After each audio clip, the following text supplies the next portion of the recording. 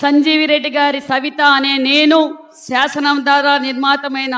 భారత రాజ్యాంగ పట్ల నిజమైన విశ్వాసం విధేయత చూపుతానని, భారతదేశ సార్వభౌమ అధికార సమగ్రతను కాపాడుతానని ఆంధ్రప్రదేశ్ రాష్ట్ర మంత్రిగా నా కర్తవ్యాలను శ్రద్ధతో అంతఃకరణ శుద్ధితో నిర్వహిస్తానని, భయం కానీ పక్షపాతం కానీ రాగద్వేషాలు కానీ లేకుండా రాజ్యాంగాన్ని శాసనాలను అనుసరించి ప్రజలందరికీ న్యాయం చేకూరుస్తానని దైవ సాక్షిగా ప్రమాణం చేస్తున్నాను.